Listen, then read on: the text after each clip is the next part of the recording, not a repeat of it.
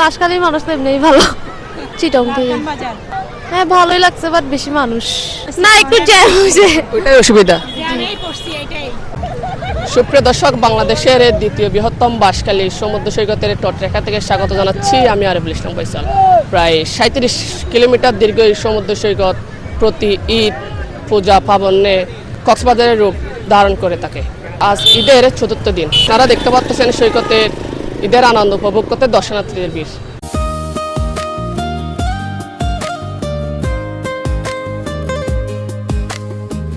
বাঁশখালী সমুদ্র সৈকত মানে আমাদের মিনি কক্সবাজার। কাড়ি কাড়ি টাকা খরচ করে আমাদের যেতে হয় না কুয়াকাটা কিংবা কক্সবাজার।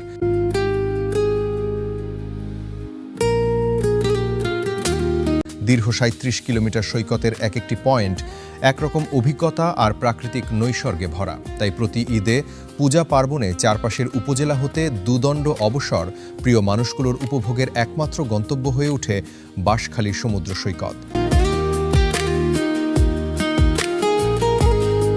এই ঈদে উপচে পড়া মানুষের ঢল দেখে আলাদা করার উপায় নেই কক্সবাজার নাকি বাঁশখালী।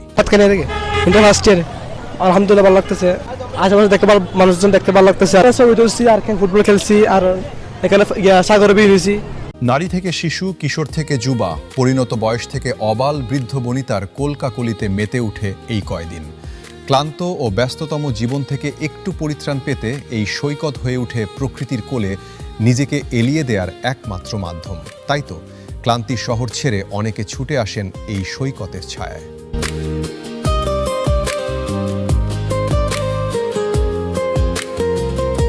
কোথা থেকে এসেছেন? আমি আসছি ভাইয়া মুরাদপুর থেকে আতুরার ডিপো। ঈদের তো ঈদের অনেক ভালো, অনেক মানুষজন আসছে, ঈদের আনন্দ মুহূর্ত অনেক ভালো লাগতেছে এখানে এসে। স্থানীয় অধিবাসীদের নিকট এটি এখনও দৈজ্জার চর। বিশেষ করে 50 মুরব্বীরা এটাকে দৈজ্জার চর বলতেই স্বাচ্ছন্দ্য বোধ করেন। অবকাশ যাপনের জন্য আধুনিক অবকাঠামো ও সুযোগ সুবিধা গড়ে না উঠায় এটি এখনও ভার্জিন সমুদ্র সৈকতের তকমা বহন করছে। এই নিয়ে আক্ষেপও আছে স্থানীয় তরুণদের মনে।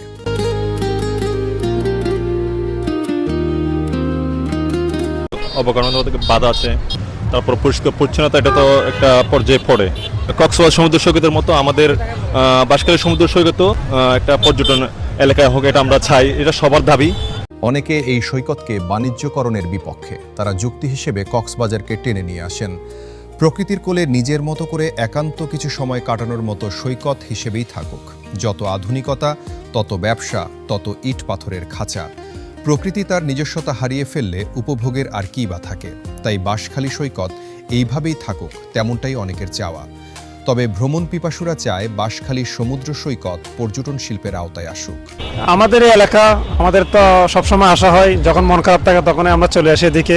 এখানে আসলে সবকিছু আছে যেগুলো মনে করেন একটু যারা বাইরে থেকে আসে অথবা দূর দূরান্ত থেকে যারা আসে তাদের থাকার জন্য কোনো ব্যবস্থা নেই। আমি মনে করি যে সরকারের পদক্ষেপ থেকে তাদের থাকার জন্য অথবা কোনো একটা যদি হোটেল এগুলোর যদি ব্যবস্থা করা হয়, দূর দূরান্ত থেকে যারা আসে তারা এখানে একটু অবস্থান নিতে পারবে, একটু ঘুরে ফিরে ভালো করে দেখতে পারবে। এখন যারা দূর দূরান্ত থেকে আসে তারা ঘন্টাখানেক অথবা আধা ঘন্টা থেকে তাদেরকে চলে যেতে হয়। আর যারা দূর দূরান্ত থেকে আসে তারা আশা করি এখানে থাকতে পারবে, দেখতে পারবে, এই সুন্দর জায়গাগুলো অনুভব করতে পারবে, সেটাই আশা করতেছি। কক্সবাজারের মতো উপভোগের সকল অনুষঙ্গ থাকলেও কর্তৃপক্ষের সুনজরে পড়েনি এই সমুদ্র সৈকত। আশা করি নতুন সরকার এদিকে নজর দিবেন, এই অবহেলিত পর্যটন স্পটগুলো পর্যটনে রূপান্তর করবেন। বাহারছড়া সমুদ্র সৈকত থেকে আমি আরিফুল ইসলাম, বাঁশখালী এক্সপ্রেস।